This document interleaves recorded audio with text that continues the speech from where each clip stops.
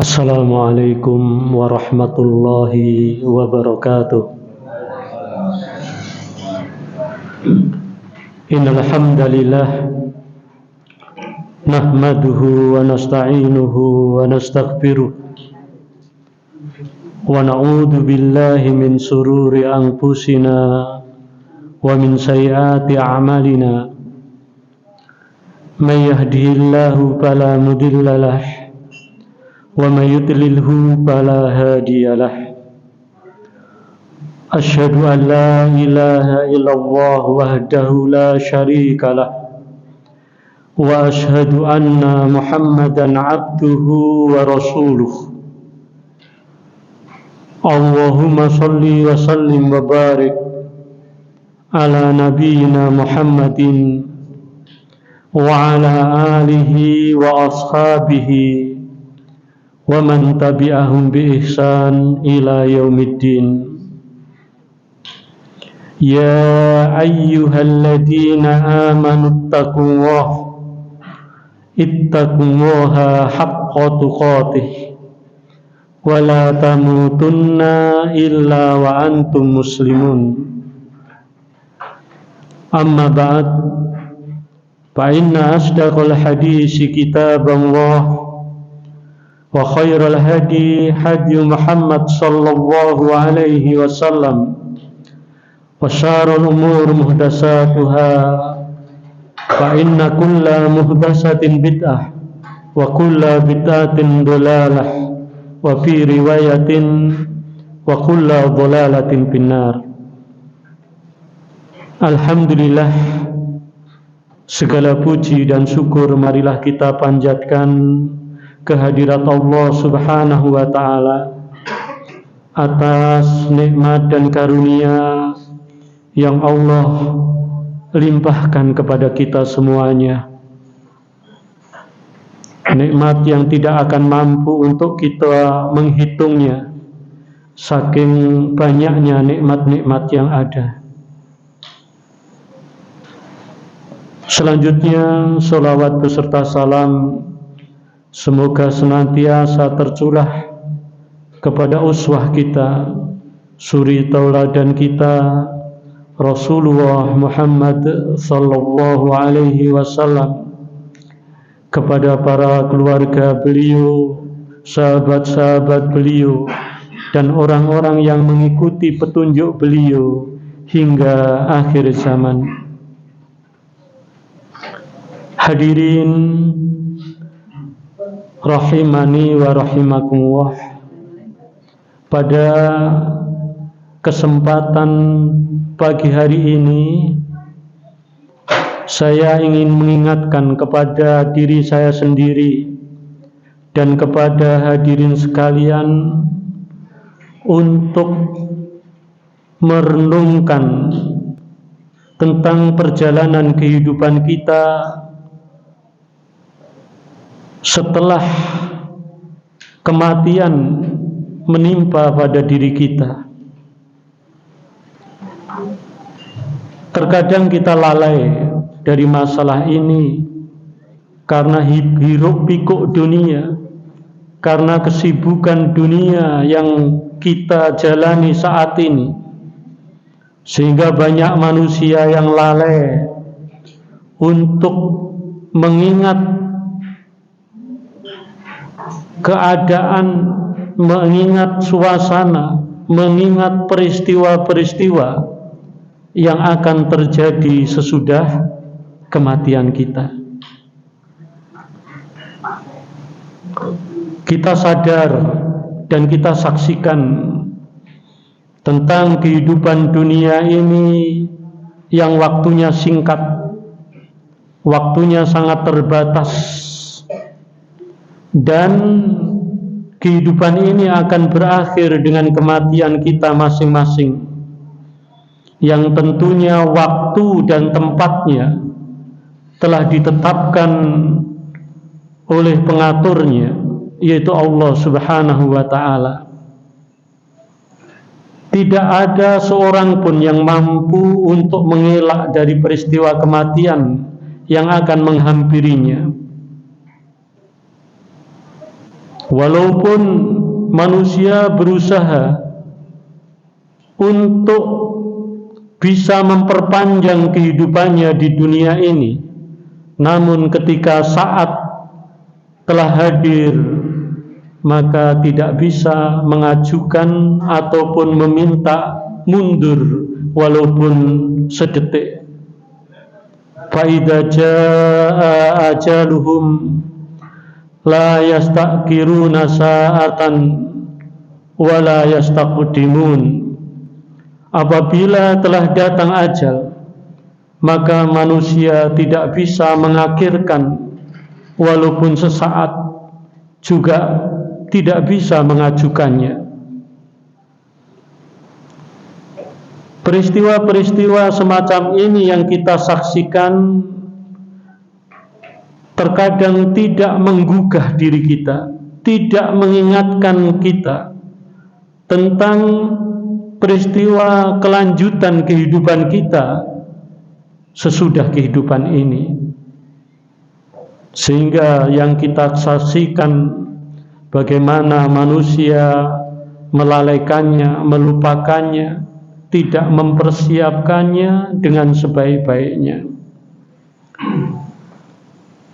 Bapak Ibu hadirin kaum muslimin rahimani wa rahimakumullah.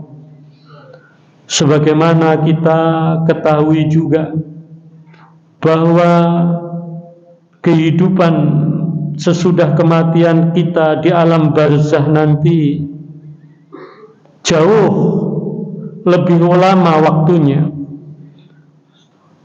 jauh lebih keadaannya mengerikan dari kedahsyatan persaingan dunia ini kalau kita tidak mempersiapkannya dengan sebaik-baiknya. Kita mengenal adanya nikmat kubur, kita mengenal adanya siksa kubur. Itulah kehidupan di hadapan kita, yang kesemuanya sangat tergantung dengan apa yang kita lakukan di muka bumi ini. Bekal-bekal yang kita kumpulkan untuk menghadapinya.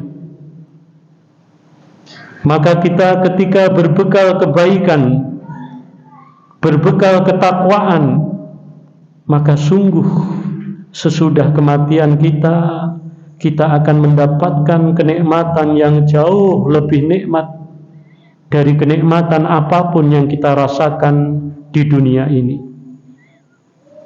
Sebaliknya, apabila kita tidak mempersiapkan dengan baik, lalai, tidak mempersiapkan bekal takwa kepada Allah Subhanahu wa ta'ala, justru kemaksiatan, dosa-dosa, kekufuran dan seterusnya, maka ketika kita memasuki alam tersebut, kita akan merasakan penderitaan yang jauh lebih dahsyat penderitaannya daripada kesusahan apapun yang kita alami di dunia ini.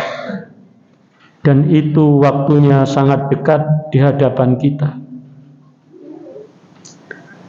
Hadirin rahimani wa rahimakumullah.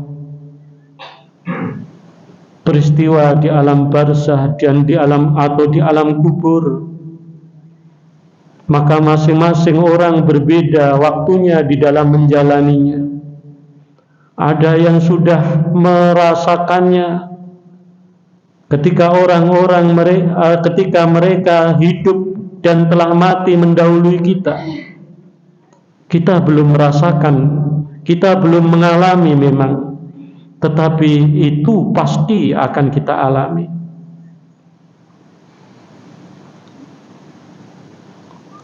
Kehidupan di alam barzah akan berakhir setelah qiyamis sa'ah, setelah tegaknya hari kiamat, yang ditandai dengan ditiupnya sangkakala oleh malakul oleh malaikat peniup sangkakala yang menunjukkan kehancuran alam semesta ini, kecuali apa-apa yang dikehendaki oleh Allah Subhanahu wa ta'ala yang tidak ikut hancur di dalamnya. Maka ketika kiamat datang, tidak berhenti begitu saja. Maka ditiuplah sangkakala yang kedua yang menunjukkan yaumul ba'ats, hari kebangkitan. Yauma yaqumun nasu li rabbil alamin, hari di mana manusia berdiri menghadap Rabbul Alamin, menghadap Allah Subhanahu wa ta'ala. Dan di antara manusia tersebut adalah kita. Kita akan dibangkitkan di hari kebangkitan, di yaumul ba'ats, bersama dengan yang lainnya. Maka sesudah itu kita akan dikumpulkan di padang mahsyar,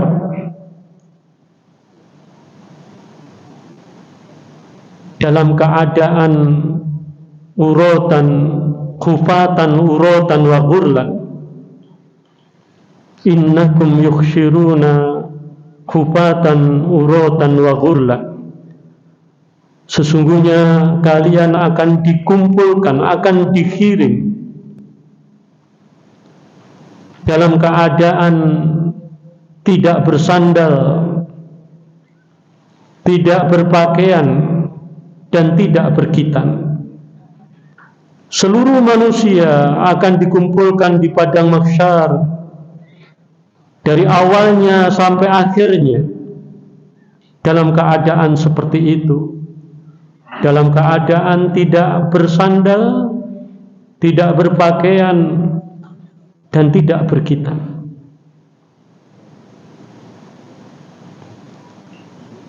Ketika Aisyah radhiyallahu anha mendengar apa yang disampaikan oleh Rasulullah sallallahu alaihi wasallam tentang masalah ini, maka beliau sampaikan kepada Rasulullah, "Ya Rasulullah, ar-rijalu wa nisa'u yanzuruna ba'duhum ila ba'd."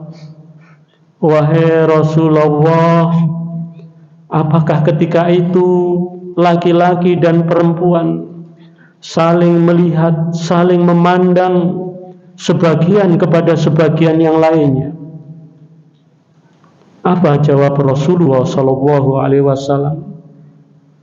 Al-amru yauma idin, perkara pada hari itu, asyad, lebih mengerikan, lebih dahsyat daripada sekedar melihat sebagian kepada sebagian yang lainnya, daripada sekedar melihat sebagian kepada sebagian lainnya. Urusannya lebih mengerikan, ya. Orang hanya memikirkan dirinya masing-masing, tidak peduli dengan siapapun, tidak peduli anak terhadap orang tuanya, suami terhadap istrinya, tidak peduli. Yauma yafirrul mar'u min akhihi wa ummihi wa abihi wa sahibatihi wa banihi likulli imri'in minhum yauma idin sa'nu yukhni. Seseorang pada hari itu lari dari saudara-saudaranya. Wa ummihi wa abihi, lari dari ibu dan bapaknya, enggak peduli. Lari dari istri dan anak-anaknya. Padahal kita tahu bagaimana kedudukan seorang ibu di mata anaknya, bagaimana seorang ayah di mata putra-putrinya. Bagaimana kedudukan istri dan anak bagi suaminya ketika di dunia ini. Namun nanti ketika yaumul qiyamah, maka mereka lari dari semuanya, tidak memperhatikannya, tidak memperhitungkannya. Nafsi-nafsi masing-masing sibuk dengan urusannya sendiri. Kita dikumpulkan di padang mahsyar dalam keadaan hufatan uratan wa ghurlan, dalam keadaan matahari didekatkan di atas kepala kita biqadri mil au milain, dalam jarak yang sangat dekat sekali, sehingga manusia betul-betul dalam keadaan kepayahan yang luar biasa, berdiri selama 50.000 tahun untuk menunggu pengadilan Allah Subhanahu wa ta'ala. Tidak makan, tidak minum, berdiri di tempat yang datar, tidak ada yang tinggi dan tidak ada yang rendah. Mereka dalam keadaan kesusahan yang payah, dalam keadaan mengeluarkan araq, yaitu keringat, sesuai dengan kadar keimanan mereka ketika ada di dunia ini. Ada di antara mereka yang mengeluarkan keringat sampai ke polok mereka, ada yang mengeluarkan sampai ke lutut mereka, ada yang sampai pinggang mereka, ada yang sampai kepada pundak mereka, dan ada yang membelenggunya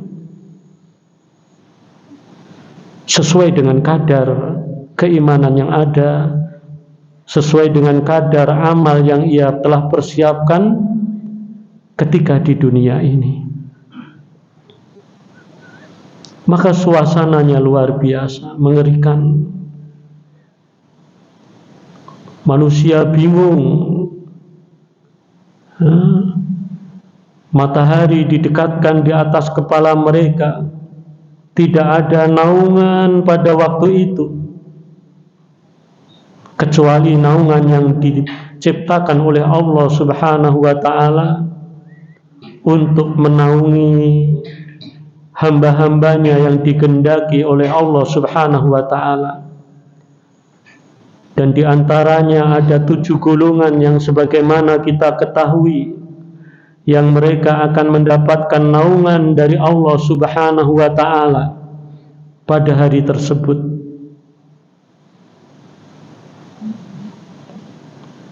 Tujuh golongan tersebut, yang pertama adalah imamun adil, yaitu imam, pemimpin yang adil, pemimpin yang tidak zalim, pemimpin yang menegakkan hukum-hukum Allah Subhanahu wa ta'ala.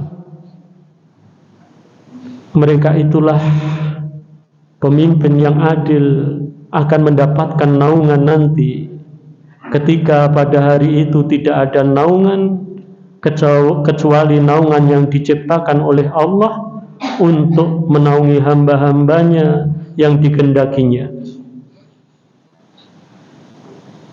Kemudian yang kedua yang akan mendapatkan naungan adalah seorang pemuda, sabun nasa'a fi ta'atillah, seorang pemuda yang tumbuh di dalam ketaatan kepada Allah Subhanahu wa ta'ala.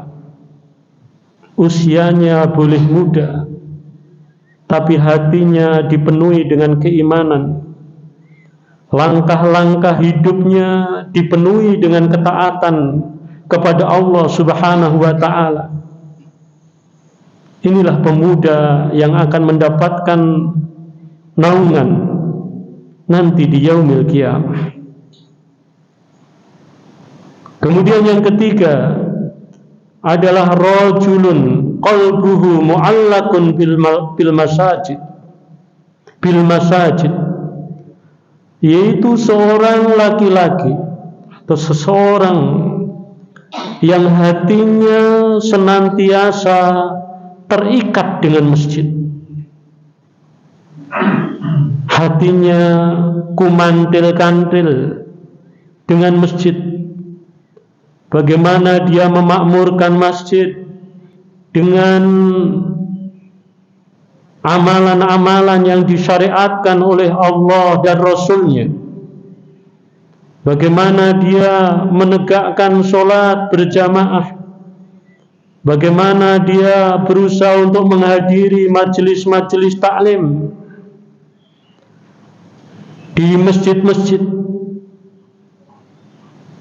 Hatinya senantiasa terikat dengan masjid, dengan kemakmurannya, dengan hidupnya masjid. Maka seseorang yang demikian keadaannya, rajulun qalbu mu'allaqun bil masajid, merekalah yang akan mendapatkan naungan pada hari kiamat nanti. Kemudian yang keempat adalah dua orang yang mereka mencintai karena Allah Subhanahu wa ta'ala. Mereka berkumpul karena Allah dan berpisah karena Allah Subhanahu wa ta'ala. Kecintaan yang dibangun untuk mendapatkan keridhaan dari Allah Subhanahu wa ta'ala. Kecintaan yang dibangun karena Allah Subhanahu wa ta'ala, bukan karena urusan-urusan selainnya, bukan karena urusan duniawiyah, tetapi kecintaan itu dibangun karena Allah Subhanahu wa ta'ala. Kemudian yang kelima, yaitu seseorang da'at yang diseru, diajak oleh seorang wanita yang memiliki kedudukan, memiliki kecantikan, namun dia mengatakan untuk diseru, diajak untuk melakukan sesuatu, namun dia berkata, ini akhafullah, sesungguhnya aku takut kepada Allah Subhanahu wa ta'ala. Ditolaknya ajakan tersebut karena takut kepada Allah Subhanahu wa ta'ala. Fitnah ini adalah merupakan fitnah yang berat, sebagaimana dijelaskan para ulama ketika membandingkan ujian yang diberikan kepada Nabi Yusuf alaihissalam ketika dimasukkan ke dalam sumur dengan ujian beliau ketika menghadapi ajakan istri pembesar Mesir, Zulaiqah. Maka ujian yang kedua lebih berat daripada ujian yang pertama. Ujian wanita lebih berat daripada ujian dimasukkan ke dalam sumur, karena memang itu berat. Nah, maka ketika ada seseorang yang demikian keadaannya diajak oleh wanita yang memiliki kedudukan, yang memiliki kecantikan untuk melakukan sesuatu, kesempatan ada, kesempatan terbuka, sementara dia mengatakan ini akhafullah, sesungguhnya aku takut kepada Allah Subhanahu wa ta'ala, maka dia berhak untuk mendapatkan naungan nanti di yaumil qiyamah.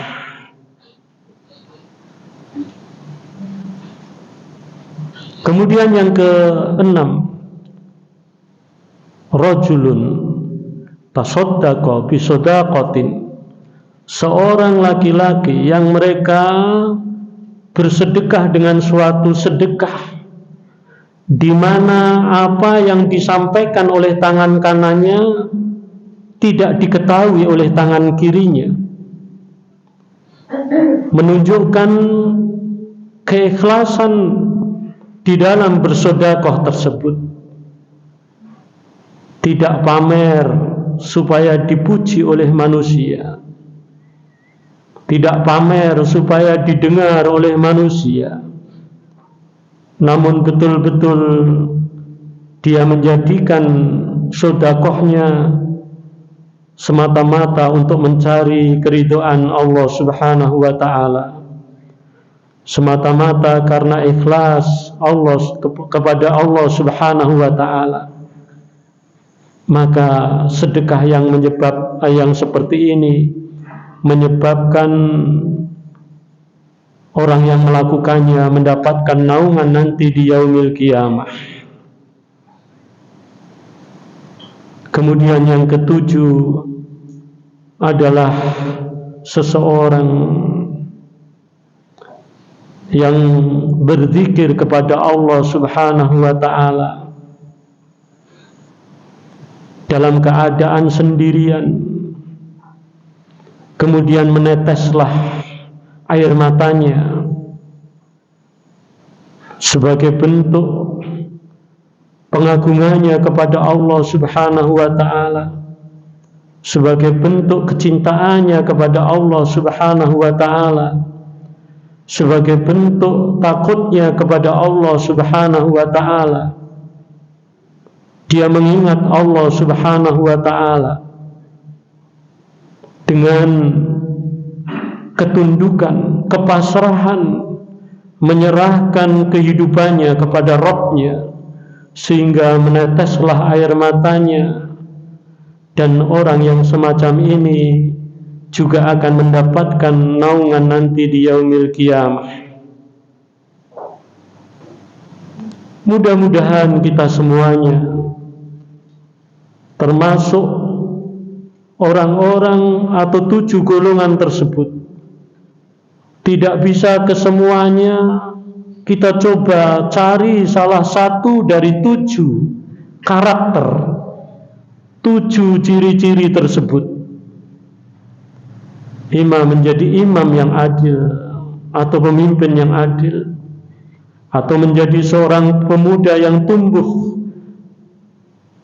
pada ketaatan pada Allah Subhanahu wa ta'ala, atau seorang laki-laki yang hati kita senantiasa terkait dengan masjid, atau kita mencintai kepada saudara kita karena Allah, berkumpul karena Allah dan berpisah karena Allah Subhanahu wa ta'ala. Atau ketika diseru oleh wanita, kita menolaknya karena takut kepada Allah Subhanahu wa ta'ala. Atau kita bersedekah karena mengharapkan wajah Allah Subhanahu wa ta'ala, atau melakukan zikir sendiri, meneteskan air mata kita. Hadirin rahimani wa rahimakumullah. Kemudian peristiwa yang selanjutnya, ketika manusia sudah berada di padang mahsyar dalam keadaan yang begitu payahnya, maka manusia berusaha untuk mencari orang yang bisa membantu mereka, yang bisa memohon kepada Allah Subhanahu wa ta'ala agar urusannya pada waktu itu segera mendapatkan pengadilan dari Allah Subhanahu wa ta'ala, atau agar segera diputuskan perkaranya oleh Allah Subhanahu wa ta'ala. Maka manusia pada waktu itu mendatangi Nabi Adam alaihissalam untuk memintakan syafaat kepada Allah Subhanahu wa ta'ala agar segera diputuskan perkaranya. Tapi Nabi Adam tidak sanggup. Kemudian mereka menghadap menuju Nabi Nuh alaihissalam. Nabi Nuh alaihissalam juga tidak sanggup. Kemudian mereka menuju Nabi Ibrahim. Nabi Ibrahim juga tidak bersedia. Kemudian mereka menuju kepada Nabi Musa alaihissalam. Nabi Musa juga tidak bersedia. Yang masing-masing dengan alasannya. Kemudian mereka menghadap Nabi Isa alaihissalam. Nabi Isa juga tidak sanggup. Kemudian mereka datang kepada Rasulullah sallallahu alaihi wasallam dan Rasulullah sallallahu alaihi wasallam menyanggupinya. Kemudian Rasulullah sallallahu alaihi wasallam sujud kepada Allah Subhanahu wa ta'ala dan memuji Allah Subhanahu wa ta'ala dengan pujian yang diajarkan oleh Allah Subhanahu wa ta'ala. Kemudian Allah Subhanahu wa ta'ala berfirman, irfa' ra'sak kul tusma sal tu'to pasfa tusaffa. Angkat kepalamu, katakan maka akan didengar perkataan, mintalah maka akan diberi permintaanmu, dan mintalah syafaat maka engkau akan diberi izin untuk memberikan syafaat. Yang ini kita kenal dengan syafaatul utsma atau syafaatul kubra. Ini syafaat yang khusus dimiliki oleh Rasulullah sallallahu alaihi wasallam. Ya. Bapak Ibu sekalian, pada hari itu amalan-amalan kita akan ditimbang antara amalan kebajikan dengan amalan keburukan yang telah kita kumpulkan, yang kita telah miliki, yang kita bawa, maka nanti akan ditimbang pada hari kiamat, yaitu pada yaumil mizan, hari ditimbangnya amal-amal kita. Al-wasnu yauma idinil haqq faman sakulat mawasinuh faulaika humul muflihun wa man khaffat mawasinuh faulaika alladziina khasiru anfusahum. Al-wasnu, timbangan pada hari itu adalah perkara yang hak, betul-betul ada. Amalan kita akan ditimbang. Faman sakulat mawasinu, barang siapa yang amalan kebaikannya itu lebih berat, faulaika humul muflihun, maka mereka itulah orang-orang yang beruntung. Waman khaffat mawasinu, namun apabila timbangan kebaikan itu lebih enteng, lebih ringan, faulaika alladziina khasiru anfusahum, maka mereka itulah orang-orang yang merugikan diri mereka sendiri. Amalan kita akan ditimbang, maka hendaklah kita persiapkan sebaik-baiknya agar amalan-amalan kebaikan kita lebih banyak daripada amalan-amalan keburukan, agar nanti kebaikan kita jomplang lebih berat turun ke bawah, artinya lebih berat daripada amalan-amalan keburukan.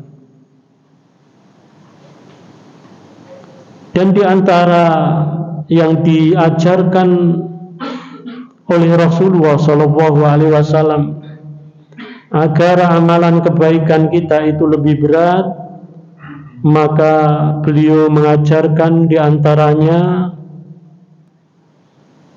kalimatani habibatani ila rahman,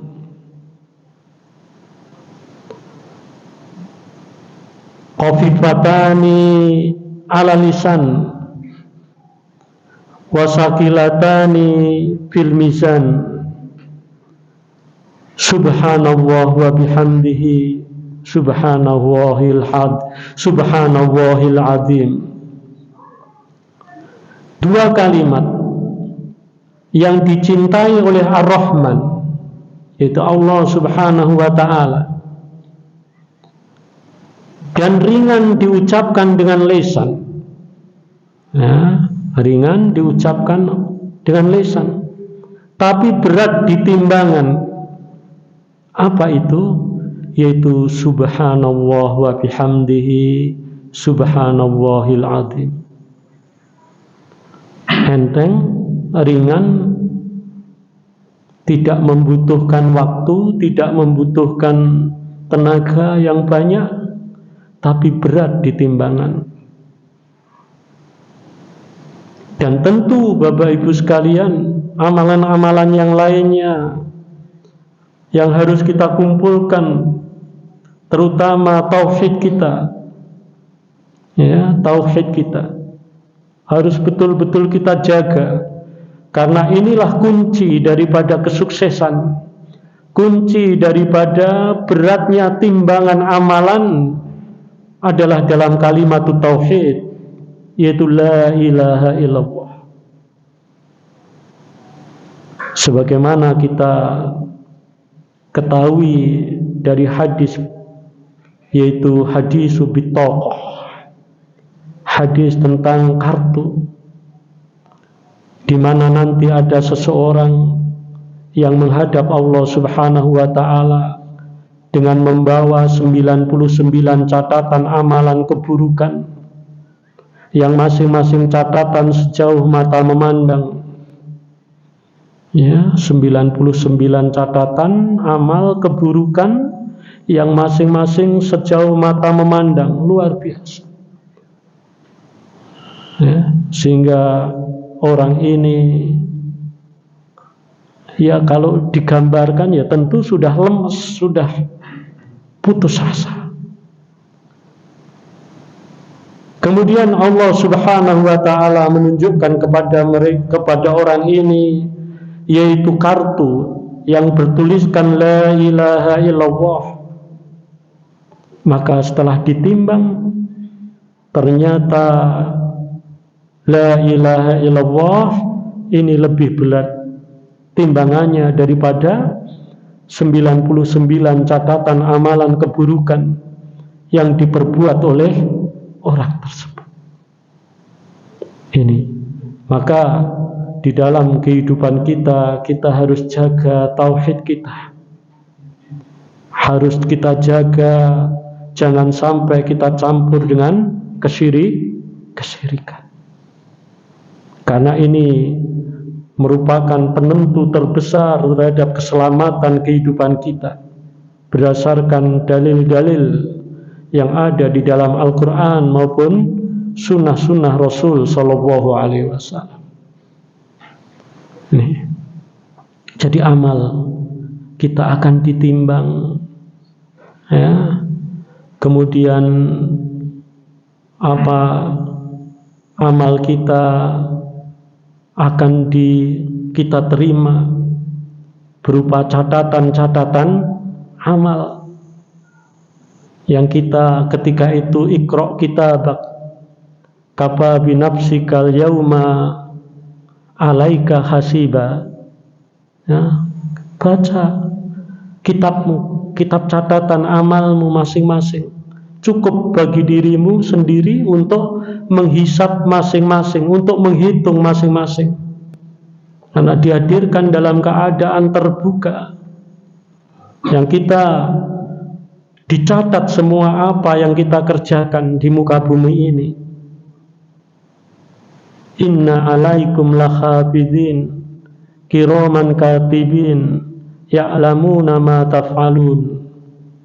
Ya, sesungguhnya bagi kalian ada pengawas, yaitu malaikat yang mulia, yang mencatat setiap perbuatan kita, dan dia mengetahui apa yang kita lakukan. Detail akan tercatat. Oleh karena itu, hadirin sekalian, mari memperbanyak istighfar kaitannya dengan masalah ini. Memohon ampun kepada Allah, bertobat kepada Allah. Karena dengan demikian kita berharap agar catatan dosa-dosa kita, catatan keburukan-keburukan kita ini nanti ditutup oleh Allah Subhanahu wa ta'ala dengan melakukan istighfar kepadanya, sehingga nanti tidak menjadi pemberat amalan keburukan dengan melakukan istighfar tersebut. Memperbanyak istighfar kepada Allah Subhanahu wa ta'ala. Kita tahu terhadap diri kita masing-masing bahwa kita ini banyak melakukan dosa-dosa. Mungkin orang lain tidak mengetahuinya, tapi kita tahu dosa-dosa yang sangat banyak yang kita lakukan. Seandainya dosa-dosa itu diwujudkan dalam bentuk bau, maka sebagaimana dikatakan oleh seorang ulama yang bernama Muhammad bin Washi, seandainya dosa-dosa itu diwujudkan dalam bentuk bau, maka tidak ada orang yang mau dekat-dekat dengan kita. Tidak ada orang yang mau dekat-dekat dengan kita, karena dosa-dosa yang kita lakukan. Ya, ini